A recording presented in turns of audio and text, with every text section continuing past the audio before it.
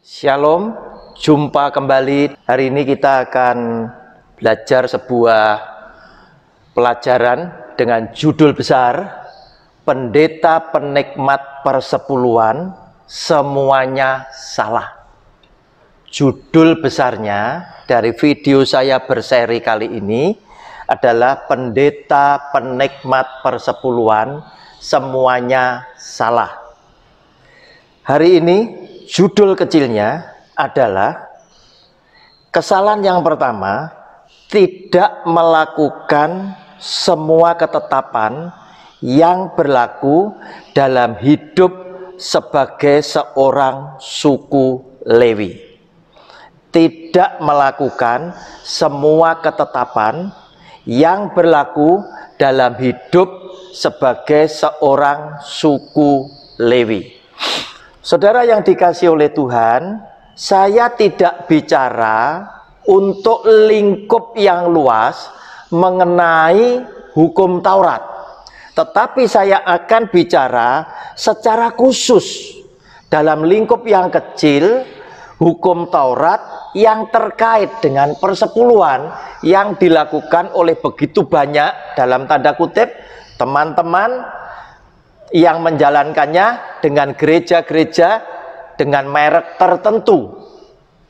Oleh karena itu, saudara, saya ingin buktikan bahwa cara berpikir, pemahaman teman-teman yang merasa begitu yakin bahwa persepuluhan itu adalah haknya mereka bersama keluarga untuk dinikmati, saya akan buktikan sesuai dengan Alkitab firman Tuhan bahwa cara berpikir teman-teman adalah salah. Dan sekarang kita mau menyaksikan lebih dulu firman Tuhan, apa yang dikatakan di situ mengenai kewajiban, hak dan kewajiban seorang Harun bersama anak-anaknya yang berasal dari suku Lewi berikut dengan orang-orang Lewi lainnya. Kita membaca lebih dulu pada Bilangan pasal 18 ayat yang kelima sampai dengan yang ketujuh. Kita lihat lebih dulu judul bacaannya apa. Yaitu di situ dikatakan kewajiban dan penghasilan imam dan orang Lewi. Kewajiban dan penghasilan imam dan orang Lewi. Demikian bunyi firman Tuhan dari Bilangan 18 mulai ayat 5 sampai dengan yang ketujuh. Ini Tuhan bicara kepada Harun. Dan kamu ini haruslah melakukan kewajibanmu mengenai tempat kudus dan kewajibanmu mengenai mezbah, supaya orang Israel jangan lagi tertimpa oleh murka.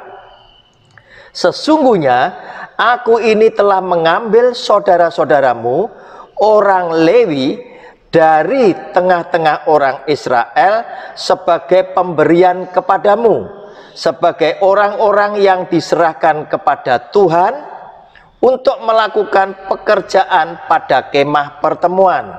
Tetapi engkau ini beserta anak-anakmu harus memegang jabatanmu sebagai imam dalam segala hal yang berkenaan dengan mezbah dan dengan segala sesuatu yang ada di belakang tabir, dan kamu harus mengerjakannya sebagai suatu jabatan pemberian aku memberikan kepadamu jabatanmu sebagai imam itu.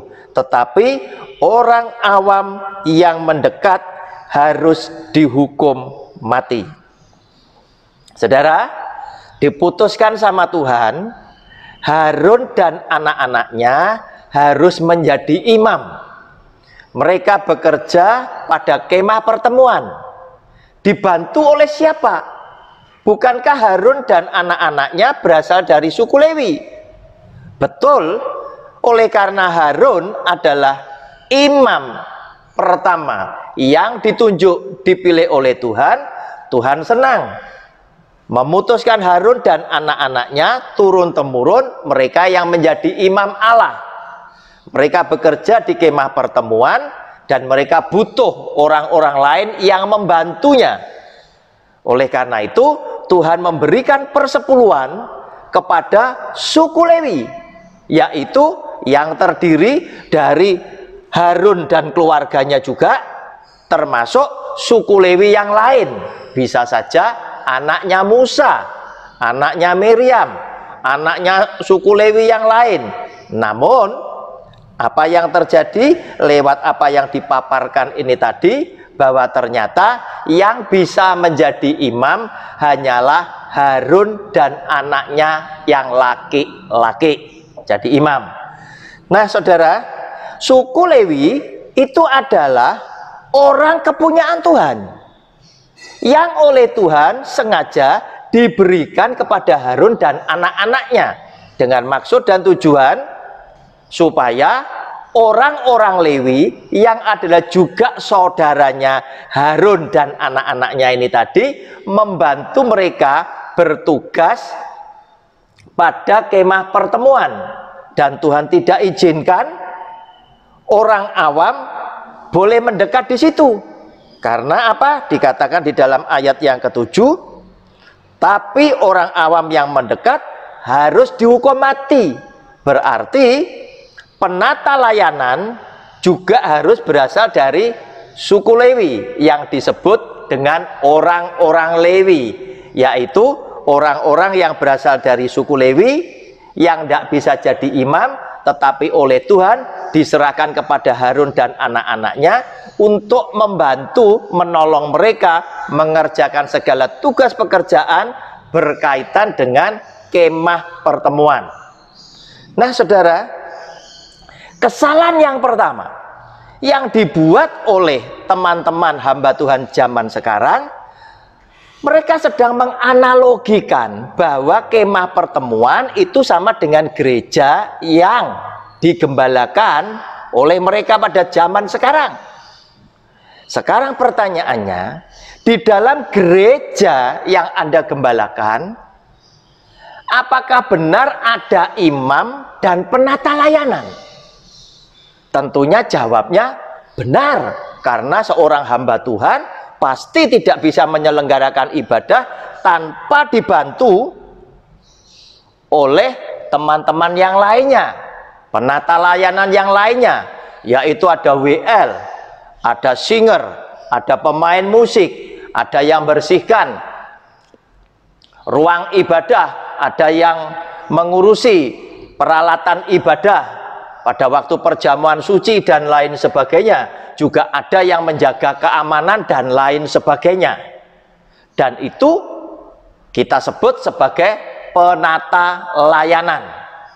Jumlah penata layanan orangnya jauh lebih banyak dibandingkan yang bisa jadi imam.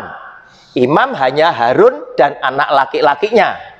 Nah sekarang pertanyaannya, apakah penata layanan yang semuanya ada di dalam gereja engkau juga analogikan bahwa mereka juga adalah suku Lewi yang disebut sebagai suku Lewi atau orang-orang Lewi, yang mana mereka bukan keturunan laki-laki dari Harun sehingga mereka tidak bisa menjabat sebagai imam. Nah saudara, renungkan sendiri apa yang terjadi saat ini. Apakah betul pendeta, gembala sidang dan anak-anaknya suku Lewi? Ya silakanlah, Anda suku Lewi, Anda jadi imam.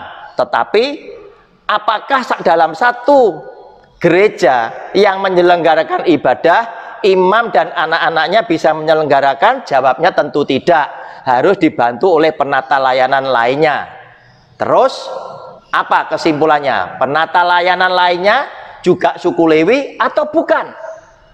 Kalau ini bukan, kesalahan yang pertama silakan dicatat bahwa mereka ini bukan suku Lewi. Padahal ayat Alkitabnya di ayat yang ke-7 jelas berkata, tetapi orang awam yang mendekat harus dihukum mati. Artinya tidak boleh orang awam ikut-ikut di dalam melayani Tuhan, tetapi yang melayani Tuhan di dalam kemah pertemuan hanyalah Harun dan anaknya laki-laki yang menjabat sebagai imam, dibantu oleh orang-orang Lewi yang menjadi saudara daripada Harun, yaitu mereka orang-orang Lewi yang menjadi penata layanan. Oleh karena itu, renungkan baik-baik, jika mereka engkau akui sebagai orang-orang Lewi, maka harusnya mereka juga menikmati persepuluhan yang diberikan oleh jemaat sebagai persembahan kepada Tuhan, dan mereka juga hidup dari persepuluhan itu jika memang persepuluhan masih dilakukan. Oleh karena itu, saya mengambil asumsi bahwa sepertinya saya menyetujui bahwa persepuluhan itu harus dibayar supaya diskusi kita ini bisa berlangsung, dan saya bisa buktikan bahwa di dalam penerapan pembagian persembahan persepuluhan itu pun juga mengandung kesalahan yang fatal. Kenapa? Karena di dalam rumah Allah ini tadi, di dalam gereja, ternyata penata layanan WL, singer, kolektan, penerima tamu, kemudian pemain musik dan lain sebagainya diakui sebagai siapa? Jika mereka penata layanan dari orang-orang Lewi, harusnya mereka ikut menikmati persembahan persepuluhan. Tetapi jika mereka tidak, alasannya apa?